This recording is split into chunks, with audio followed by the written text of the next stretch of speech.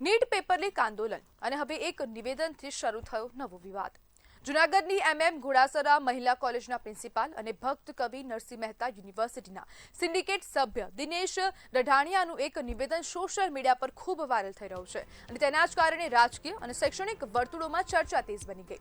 Viral વિડીયોમાં દિનેશ રઢાણિયાએ દાવો કર્યો છે કે દિલ્હીમાં ચાલી રહેલું નીટ પેપર લીક આંદોલન વિદેશી ફંડિંગથી પ્રેરિત છે અને દેશને અસ્થિર કરવાનો પ્રયાસ છે। તેમણે એમ પણ કહ્યું છે કે પેપર લીકના દોષિતોને સજા થવી જોઈએ, પરંતુ આ મુદ્દાની આડમાં દેશ વિરોધી પ્રવૃત્તિઓને પ્રોત્સાહન ન મળવું જોઈએ। બીજી તરફ કોંગ્રેસ અને NSUIએ આ નિવેદનની કડક ટીકા કરી છે।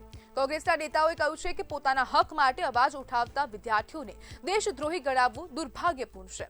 સાથે જ છેલ્લા કેટલાક વર્ષોમાં વારંવાર પેપર લીકની ઘટનાઓનો ઉલ્લેખ કરીને તેમણે સરકાર અને તંત્રની જવાબદારી અંગે સવાલો ઉભા કર્યા। હાલ આ મુદ્દે સોશિયલ મીડિયા પર ચર્ચા ગરમાઈ છે, જો કે વાયરલ વિડીયોની સ્વતંત્ર રીતે પુષ્ટિ થઈ નથી। હવે સૌની નજર એ વાત પર છે કે આ વિવાદ અંગે સંબંધિત પક્ષો તરફથી આગળ શું સ્પષ્ટતા આપવામાં આવી રહ્યું છે, પરંતુ ક્યાંક ને ક્યાંક હવે આ નિવેદનો સામે આવ્યા બાદ હવે વિદ્યાર્થીઓ પર ક્યાંક ને ક્યાંક પ્રશ્નો ઉઠાવવામાં આવી રહ્યા છે, અથવા તો આજે પ્રિન્સિપાલ છે ખુદ તેમના દ્વારા તેમના પર પણ ક્યાંક ને ક્યાંક હવે ગંભીર સવાલો ઉભા થઈ રહ્યા છે। જ્યારે NSUI પ્રિન્સિપાલના નિવેદન પર લોકશાહી મૂલ્યોનો મુદ્દો ઉઠાવી દીધો છે। કોંગ્રેસે પણ ખૂબ આકરી ટીકા કરી છે અને સમગ્ર મામલે હવે ક્યાંક ને ક્યાંક રાજકીય યુદ્ધ છેડાઈ ગયું હોય તેવું સ્પષ્ટપણે લાગી રહ્યું છે। વિદ્યાર્થીઓના વિરોધ અંગેના નિવેદનથી રાજકીય ઘમાસાણ પણ તેજ બન્યું છે, કારણ કે NSUI પણ મેદાનમાં ઉતરી ગઈ છે અને હવે કોંગ્રેસ પણ ક્યાંક ને ક્યાંક મેદાનમાં ઉતરી ગઈ છે।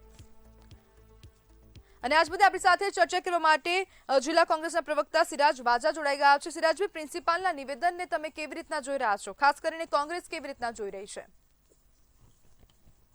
પ્રિન્સિપાલના નિવેદનને જોવા જઈએ તો પ્રિન્સિપાલે જે આક્ષેપ કર્યો છે કે વિદેશી ફંડિંગથી ચાલતું હતું, તો ગ્રામ પંચાયતથી લઈને દિલ્હી સુધી સરકાર તો ભાજપની છે અને જે પ્રિન્સિપાલ છે શિક્ષણના જવાબદાર વ્યક્તિ હોય છે અને એ લોકોને શિક્ષણવિદ હોય છે। એ લોકોને શિક્ષણ પ્રત્યે કઈ રીતે ક્રાંતિ આવે, પેપર કેમ ના ફૂટે અને શિક્ષણ ક્ષેત્રે દેશ કઈ રીતે પ્રગતિ કરે એનું ધ્યાન એના પ્રત્યે કેન્દ્રિત હોવું જોઈએ। આ લોકો તો એક રાજકીય ઓઠા એની આખી સંસ્થા ચલાવતા હોય એવું લાગે છે।